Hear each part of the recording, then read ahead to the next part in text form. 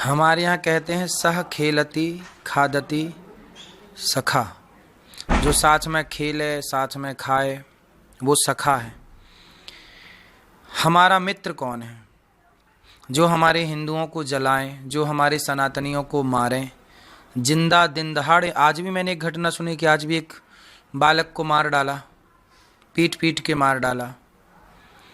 जो हमारे हिंदुओं से इतना घृणा करते हैं, हमारे सनातनियों से इतने घृणा करते हैं, हमें उनके साथ क्रिकेट क्यों खेलना है? जो खरीदने वाले हैं उनसे सवाल किया जाए कि आप 9 करोड़ में खरीद रहे हैं, ठीक है, आपके पास पैसा है, लेकिन क्या आप उनको समझा नहीं सकते कि भाई हम भारत के लोग हैं, भारत के लोगों ने हमें नेम फेम दिया है, भारत के हिंदुओं को जला रहे हो आप जिंदा, और हम उन्हें करोड़ों रुपए दे रहे हैं। भारत से पैसा कमा के आप उन्हें पैसा भेज रहे हैं जो हिंदुओं से घोर नफरत कर रहे हैं। तो क्या इससे ये सिद्ध नहीं होता कि आप भी हिंदुओं से नफरत करते हैं? यदि आप हिंदुओं से प्यार करते तो ये तो आप जरूर सोचते कि हम किसे पैसा दे रहे हैं। भाई कौन आपका दोस्त है, कौन आपका दुश्मन है? अब आप कहेंगे खेल में क्या दोस्त दुश्मन? नहीं जी, खेल में दोस्त दुश्मन देखा जाता है। किसके साथ आप खेल सकते हैं, किसके साथ नहीं खेल सकते। धर्म क्या कहता है ना? इसलिए धर्म से चलना चाहिए। यदि आप भारतवासी हैं तो भारत के लोगों से प्यार करना चाहिए। यदि कोई हिंदू देश होता और वहाँ किसी मुसलमान को जलाया गया होता तो निश्चित हम भी मुसलमान भाइयों के साथ खड़े होते कि भाई आपके साथ अत्याचार ना हो। लेकिन जब हिंदुओं पर अत्याचार हुआ है तो सभी मुसलमानों को हिंदुओं के साथ खड़े होकर के बांग्लादेश का विरोध करना चाहिए, ना कि पैसे दे करके वहाँ के खिलाड़ियों को खरीदना चाहिए। कहीं ना कहीं उनको इस बात का अंदाजा तो रहा होगा कि इतनी बड़ी घटना चल रही है, लगातार डिप्लोमेटिक बातें चल रही हैं, विरोध प्रदर्शन हो रहे हैं, ऐसे में खिलाड़ी को खरीदेंगे, विरोध तो होगा ही। बावजूद इसके चाहे ये हो चाहे बॉलीवुड के और लोग इस तरह की घटनाएं जब अंजाम देते हैं तो बॉलीवुड के लोग अपने को भगवान मानते हैं। उनको ये लगता है कि हम जो करेंगे हमारा कोई बिगाड़ कुछ नहीं सकता, क्योंकि बॉलीवुड बहुत ताकतवर है, उनके पास पैसों की कमी तो है नहीं। तो उनको इस बात का अभिमान तो रहता ही है कि हमारा क्या बिगाड़ लोगे। तो अब भाई बॉलीवुड का क्या बिगाड़ लिया? गुटखा बेच तो रहे हैं बॉलीवुड के लोग, शराब बेच तो रहे हैं लोग, चरित्रहीनता का पाठ पढ़ा तो रहे हैं समाज को बॉलीवुड के लोग, सिगरेट बेच रहे हैं, गुटखा बेच रहे हैं, जुआ बेच रहे हैं। क्या बिगाड़ लिया किसी ने उनका? कहाँ कोई बिगाड़ पा रहा है उनका? क्योंकि बॉलीवुड मतलब बहुत पावर अपने आप में, वो उन पावर लोगों का, पावरफुल लोगों का आप और हम सामान्य लोग क्या बिगाड़ सकते हैं? इस अभिमान से उन्होंने किया। लेकिन जब जनता इकट्ठी होगी और सनातन की आवाज़ आएगी तो उनको अपना निर्णय बदलना ही पड़ेगा। जैसे अब आप हुए और भी जो संत हैं जो जिनको लगातार ख्याति प्राप्त हो, वो भी लगातार बोल रहे हैं, सोशल मीडिया पे लोग लगातार बोल रहे हैं, चाहे शाहरुख हो चाहे उनको कि लगातार उनको बोल रहे हैं, उनकी बात को काट रहे हैं कि इस तरीके की घटना नहीं देनी चाहिए। तो कहीं ना कहीं बदलाव आ रहा है, या बहिष्कार फिल्मों का उसके लेकिन कहीं ना कहीं बदलाव आ रहा है, लगता है आपको? देखो फिल्मी जगत का काम क्या है? भारत का पैसा, भारत के लोगों में अपनी मूवियाँ बेच के जो पैसा कमाते हैं, लोगों में करोड़ों रुपए लुटा देते हैं, और भारत के लोग उन्हें सुपर डुपर स्टार बना लेते हैं जिनका दिल बांग्लादेशियों के लिए धड़कता है। ये तो छल है ना हमारे साथ। फिर आपने छल कर दिया, हिंदुओं के विश्वास के साथ आपने खिलवाड़ किया है, हिंदुओं के विश्वास को तोड़ा है। ये नहीं करना, इसे विश्वासघात कहते हैं। महाराज जी, टीएमसी के नेता रहे हुमायूं कबीर, उन्होंने कहा है कि वो बाबरी मस्जिद की नींव रखेंगे। इसको लेकर आप क्या कहेंगे? मतलब क्या इस तरीके की बातें, इस तरीके कहना, वही दिसंबर में उन्होंने बात की। कहाँ पे है ये? टीएमसी के नेता रहे हैं पश्चिम तो बंगाल। कहाँ पे? अच्छा, बंगाल में वो बाबरी मस्जिद जो बन रही है। देखो मुसलमानों से ही मैंने सुना है कि बाबरी मस्जिद बाबर के पहले नहीं हुआ करती थी। मुसलमान लोगों को भी इस बात को विचार करना चाहिए कि मस्जिदें तो होती थीं मुसलमानों के यहाँ, पर बाबरी मस्जिद कब से हो गई?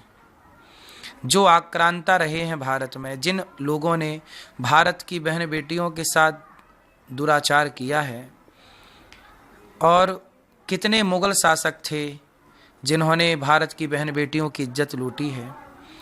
क्या आप यहाँ की रोटी खाते हैं, यहाँ का पानी पीते हैं भारत का, तो क्या उन विदेशी आक्रांताओं के नाम से इस देश में कुछ ऐसी चीज़ें होनी चाहिए जिससे सनातनियों की आस्था को ठेस लगे? क्यों होनी चाहिए? भाई, किसी ने बढ़िया बात कही है कि मंदिर, मस्जिदें बनी हैं, मस्जिदें ज़रूर बनाते वो, पर मंदिर तोड़कर ही मस्जिदें क्यों बनाई? हमने तो कोई मस्जिद तोड़ के मंदिर नहीं बनाया। हमने तो आप पर कभी शासन करने का इस तरह प्रयास नहीं किया कि आपकी मस्जिद तोड़ के हम अपना मंदिर बनाएंगे। नहीं, आपकी मस्जिद है, हमारा मंदिर रहेगा, अलग जगह पर रहेगा। आपने मंदिर तोड़े, मस्जिदें बनाई, फिर वो मस्जिद तोड़ के मंदिर की स्थापनाएं हुई। हम क्यों आपस में क्यों ना मिल के रहें, प्रेम से रहें? क्यों लड़ना झगड़ना? लड़ झगड़ के आप क्या पाओगे, हम क्या पाएंगे? खून आपका बहेगा, खून हमारा बहेगा। यदि लड़ाई ही समाधान है तो फिर लड़ाई, सीधी लड़ाई लड़ लो, कह दो कि आक्रमण, बताओ, तारीख निश्चित कर लो कि चलो जी अब एक दूसरे का खून यदि बहाना है, खून की ही प्यास है, तो फिर ठीक से लड़ाई लड़ो। इस तरह बेमौत जो दोषी नहीं है, आम जनता जो दोषी नहीं है, धर्म के नाम पर, मंदिर मस्जिद के नाम पे आपस की लड़ाइयाँ, मुझे नहीं लगता कि ठीक है। हमें मिलजुल के प्यार मोहब्बत से इसका एक नया रास्ता निकाल लेना चाहिए। आप भी रहो, हम भी रहें, लेकिन आप भी शांति से रहो, हम भी शांति से रहें। लड़ाइयाँ होंगी तो नुकसान दोनों का होगा। महाराज जी, सोशल मीडिया पे आजकल बहुत सारे लोग हैं जो इन्फ्लुएंसर हैं या किसी खास तबके के खुद को बताते हैं, वो मनुस्मृति जलाने की बात नहीं करते, जलाते भी हैं। पुलिस ने लगातार मामले भी ऐसे दर्ज किए हैं। ऐसे लोगों को क्या कहेंगे? वो अपने आप खुद को एक खास विचारधारा का बताते हैं। मनुस्मृति जलाने वाले लोग केवल बेचारे मूर्ख हैं, अज्ञानी हैं। और अज्ञानी लोगों के लिए क्या कहा जा सकता है? वेद, पुराण, शास्त्र, धर्म ग्रंथ, संविधान, ये सब किन के लिए हैं? जो पढ़ना जानता है वही ना कानून पढ़ेगा, जो जानते नहीं क्या पढ़ेगा? गीता जो जानता है पढ़ना वही ना पढ़ेगा, रामायण जो पढ़ना जानता वही ना पढ़ेगा। मनुस्मृति पढ़ना जानते ही नहीं है, तो जब जानोगे ही नहीं पढ़ना तो पढ़ के अर्थ क्या निकालोगे? और जब पढ़ोगे ही नहीं तो आप जला रहे हो, तो क्या पढ़ के जला रहे हो? मैंने एक दलित भाई का एक वीडियो देखा, वो भी दलित भाई है, वो भी जय भीम के नारे लगा रहे थे, लेकिन उन्होंने बहुत अच्छी बात कही कि देखो, मैंने थोड़ी सी मनुस्मृति पढ़ी है। उन्होंने इस श्लोकों का अर्थ पढ़ा और उन्होंने बताया कि लगभग मैंने मनुस्मृति पढ़ी। वो जय भीम का नारा लगा रहे थे, लेकिन वो कह रहे थे कि मैं मनुस्मृति पढ़ा हूँ और मैं इसमें ऐसा कुछ भी नहीं देखता जिससे ये जलाई जाए। एक्चुअली हमारे दलित भाइयों को कुछ लोगों ने भड़का दिया, बरगला दिया, और बरगला करके उन्हें ये बता दिया कि मनुस्मृति में गलत है। भाई, मनुस्मृति में गलत क्या है? यत्र नार्यस्तु पूज्यन्ते रमन्ते तत्र देवता, यही तो है। मनुस्मृति में लिखा है कि नारी का सम्मान होना चाहिए, तो नारी चाहे ब्राह्मण की हो, क्षत्रिय की हो, वैश्य की हो, शूद्र की हो, सबका सम्मान होना चाहिए। तो मनुस्मृति से तो सम्मान की भावना जागती है, अपमान की और विरोध की भावना तो मनुस्मृति नहीं जगाती। अच्छा, मनुस्मृति में ये भी लिखा है, जैसे एक ब्राह्मण है, एक क्षत्रिय है, एक वैश्य है, एक शूद्र है, इन चारों ने एक आदमी का मर्डर कर दिया। ब्राह्मण ने, क्षत्रिय ने, वैश्य ने, शूद्र ने, एक आदमी का मिलके चारों ने मार डाला। अब आप बताइए कि संविधान आज का जो है, ये चारों को एक सी सजा देगा कि अलग अलग देगा? आपसे मेरा सवाल है, पहले आप उत्तर दे दीजिए। एक सी सजा।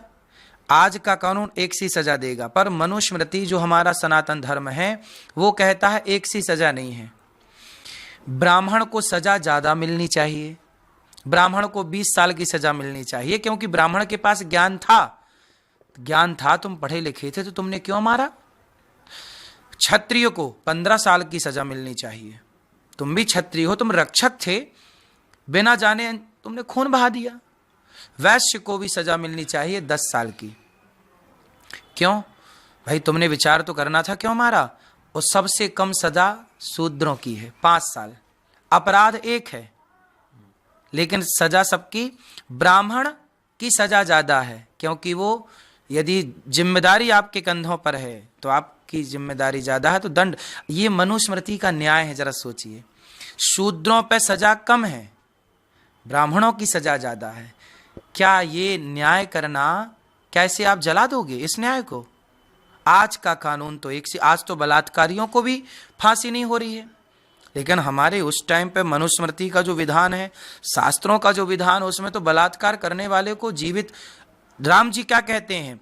अनुज बधू भगनी सुतनारी इन्हीं को दृष्टि बिलोके जोई ताही बधे कछु पाप ना होई। जो पराई नारी को गलत देखता है ना, उसे मार डालो। राम जी ने रावण को मार दिया, राम जी ने बाली को मार दिया। तो देखो ये न्याय, ये मनुस्मृति है। आप बताइए, जो मनुस्मृति कहती है कि बलात्कारी को मार डालो, पराई बहन बेटी को गलत देखने वाले को मार डालो, क्या ऐसी मनुस्मृति को आप जलाना चाहेंगे? आज का संविधान बलात्कार करने वालों के लिए, बलात्कारियों के लिए कोई फांसी नहीं होती, कोई समय पर दंड नहीं होता, किसे जलाना चाहिए? आपने कहा कि दलित भाइयों को कुछ लोगों ने बरगला दिया, कौन है वो? मतलब क्योंकि आप जो है कथावाचक हैं, लोगों से मिलते हैं, जानकारी रखते हैं इस चीज़ों की, तो कौन है जिन्होंने उनको बरगला दिया? देखो, हमारे दलित भाइयों को बरगलाने वाले कोई और नहीं, कुछ मुसलमान हैं। अब जैसे हमारे कुछ दलित भाइयों को मुसलमान कहते हैं कि हम तुम्हारे हैं। अब हमारे दलित भाइयों को ये पता चल गया है कि जब देश का बंटवारा हुआ था पाकिस्तान का, तो जिन्ना के साथ एक दलित भाई पाकिस्तान चला गया था। जिन्ना और उसकी बड़ी दोस्ती थी, आपको नाम पता है? फिर जिन्ना ने उन दलित भाई को पाकिस्तान का सबसे पहले कानून मंत्री बनाया। आप गूगल करिएगा पाकिस्तान के सबसे पहले कानून मंत्री कौन थे, तो आपको नाम आ जाएगा, वो एक दलित भाई थे। यदि दलितों के इतने हितैषी मुसलमान हैं, तो फिर 3-4 साल बाद उनको भाग के क्यों भारत आना पड़ा? कानून मंत्री थे वो, और वहाँ के मुसलमानों ने उनको भगा दिया। यदि मुसलमान दलितों के इतने हितैषी हैं, तो जिन्ना जिनको साथ ले गए थे उनको भागना क्यों पड़ा? इसका मतलब अभी बांग्लादेश में जिस उस दीपू दास का जो जलाया जिंदा, वो दीपू दास एक दलित भाई ही तो है। यदि मुसलमान दलितों के शुभ चिंतक हैं, तो दीपू दास दलित भाई था, बांग्लादेश में क्यों जला दिया? कानून मंत्री थे पाकिस्तान के, क्यों खदेड़ दिया? इसका मतलब कुछ मुसलमान हमारे हिंदू भाइयों को भड़काते हैं, बरगलाते हैं, क्योंकि हमारा हिंदू समाज बड़ा है। अब बड़ा है तो सब तक तो पहुंच पाना धर्म गुरुओं का संभव नहीं है, तो ये लोग भड़का देते हैं कि देखो तुम्हारे यहाँ तो जात है, तुम्हारे यहाँ तो ऊंच नीच है। हमारे यहाँ कोई ऊंच नीच नहीं है। राम जी शबरी को गले लगाते हैं, राम जी निषाद को गले लगाते हैं। हमारे यहाँ गौरी गोपाल की रसोई देख लीजिए आप, यहाँ पे कोई भी आओ सबका स्वागत है, कोई जाति नहीं पूछी जाती, सबको एक सा भोजन दिया जाता है। गौरी गोपाल में 310 माएँ हैं, हमने आज तक किसी माँ से जाति नहीं पूछी, हर माँ के पाँव दबाते हैं। हमारे यहाँ ब्राह्मण क्षत्रिय वैश्य शूद्र हर समाज की माँ है। तो ये भेद की दीवारों को तोड़ना पड़ेगा, और हम सभी हिंदू अब जाग रहे हैं। हमारे दलित भाई हमारे हैं, हमारे अपने भाई हैं, वो हमसे अलग नहीं हैं। इसलिए कुछ लोगों ने भड़काया है, तो हम हिंदुओं से और सनातनियों से, हमारे दलित भाइयों से निवेदन करना चाहेंगे कि मुसलमानों के देश में दलित सुरक्षित नहीं है। दीपू दास इसका उदाहरण है। आपने मुसलमानों का जिक्र किया, आपने बांग्लादेश का जिक्र किया। जो बॉलीवुड के मुसलमान हैं वो बड़ी बातें करते हैं, सेकुलरिज्म की बातें करते हैं। कहीं ना कहीं लगता है कि ऐसी घटनाओं पर उनको बहिष्कार की जरूरत एक बार है कि वो समझ पाएं। किसका बहिष्कार? जो मुसलमान कलाकार बॉलीवुड में हैं। देखो, हमारे यहाँ मुसलमान का बहिष्कार थोड़ी है, हम लोग मुसलमान का बहिष्कार नहीं करते। हमारे यहाँ तो रस खान को भी हम लोग स्वीकार करते हैं, मुसलमानों का बहिष्कार नहीं है साहब। मुसलमानों के अंदर जो हिंदुओं के प्रति नफरत की जो विचारधारा है, उस विचारधारा का विरोध है कि आप हिंदुओं से इतनी नफरत क्यों करते हैं। हिंदू तो मुसलमान से नफरत नहीं करता, हम तो आपका विरोध नहीं करते, हम तो नहीं कहते